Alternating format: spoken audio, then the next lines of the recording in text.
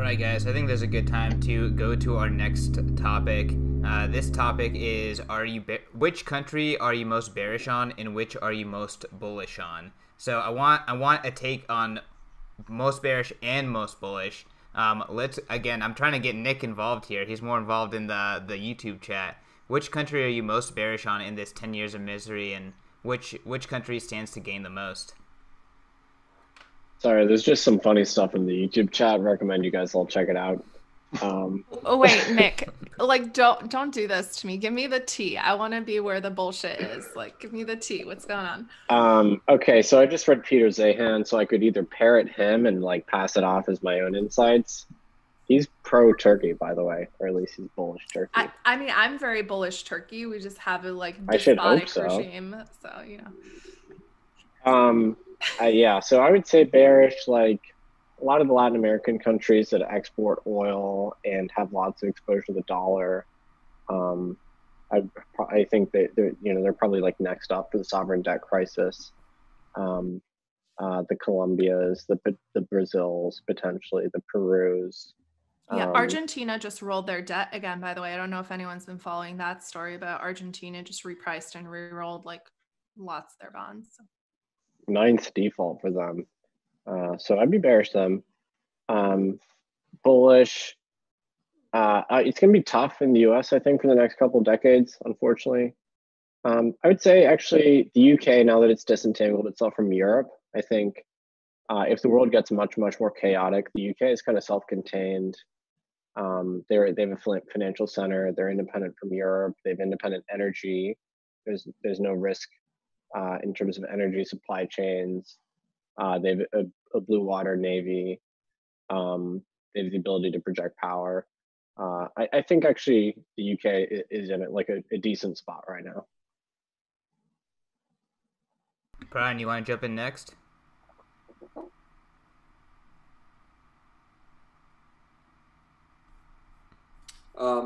I think Bermuda is a winner.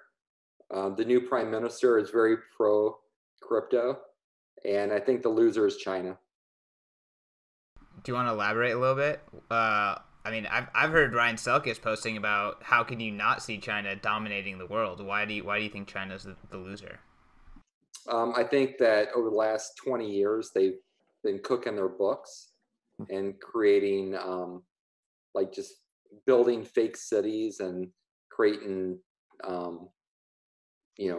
economic development out of just nothing.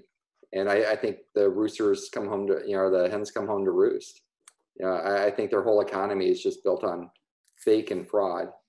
And, the decline of their ability to be the center of the supply chain is, make people wake up and realize that. So, yeah. I mean, I have a couple of friends that have factories in China, and they're moving their factories out of China. And these are very small to mid-level factories, but you even see it with the larger companies like Apple. Apple's building their new manufacturing facilities out of China, and some of that's coming into the United States. Brian, I'm curious to dig in. Oh, go ahead. But let's not forget the reason a lot of that's onshoring to the United States is because Senate just passed a bill providing over $22 billion of stimulus to semiconductors and chip fab to onshore. And I think if we look at I think this is part of the trend of broader digital warfare, right? The fact that Huawei got slapped with RICO charges, which the only other people to ever get slapped with RICO charges were the mob, and then the JP Morgan's metals desk, right? Like the fact that a company building technology infrastructure like Huawei was slapped with RICO charge, I think was sort of a harbinger of things to come as we shift into this world of digital warfare. Hegemony extends from physical violence into digital supremacy and control, which is why, by the way, I think the US and the UK have both been extremely aggressive on encryption and trying to, again, crypto war version 3.0 or 4.0 or whatever version we're on at this point. To me, the race between China and the US is, can China find centers of demand that aren't US centric or US aligned. It sort of feels like we have two very different centers of power. But I think one thing that I'm scared about with China is like, talk about empire. You have a single leader at the top. You have a large population. You have a lot of resources. You have the Belt and Road Initiative. You have a lot of global debt denominated in renminbi, or easy to switch over to renminbi. Like, I'm not writing China off so easily. I still view China as like a very, very big threat, particularly just given the fact that they don't give a shit about IP law. So in the digital realm, when you have a country that has zero respect for intellectual property laws, that's kind of terrifying.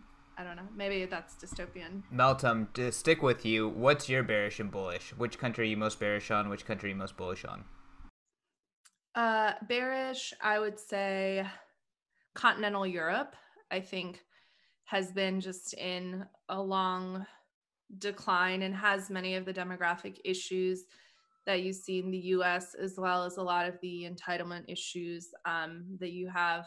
So just a lot of liabilities and declining population growth, declining labor force, declining returns to labor. So I think continental Europe is in for a rough time ahead.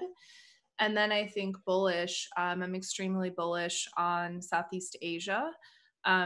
I think Indonesia, Malaysia, Philippines, Vietnam, extremely bullish. And then I think the Indian subcontinent sits somewhere in the middle. You have 1.3 billion people in India, but India, for the large part, has sort of been closed off. I think the growth of Reliance Jio, right, which is Reliance Industries, their sort of communication connectivity infrastructure that they own in India, that's now garnering billions in investment from US firms, kind of shows how attractive this market of several billion online consumers is going to be. We haven't talked about Africa at all, which is curious. Nigeria, I think, is going to be the third most populous country in the next 10 years.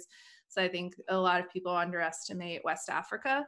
Unfortunately, I think, West Africa has a lot of governance issues and does not have some of the institutions that we see in other parts. But I'd say, Southeast Asia generally I'm very excited about what we see there. Awesome. Let's jump over to Preston. Same question to you. You're muted.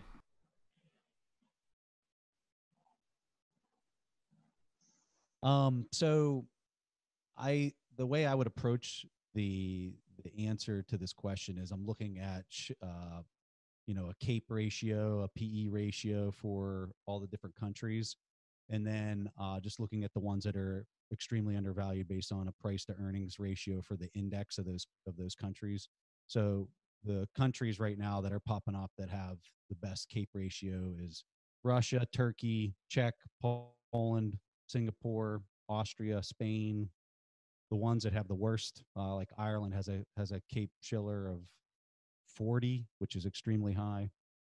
So Ireland, Denmark, New Zealand, United States, Switzerland. And if I was going to mix those countries, the indexes for those countries, I would then look at a long-term momentum strategy to see which ones are kind of green versus red, and that's what I would own. I can't tell if that was actually an answer, though. Can you pick a specific country that you would want to point out, or do you just think it's a handful of those countries that are going to trend down? I could see the U.S. being in a completely different situation because of its financial center, being the financial center of the world. Like, you want to dive into that a little more? Are you suggesting that we're buying equities? Because that's how I treated it. I mean, maybe, but...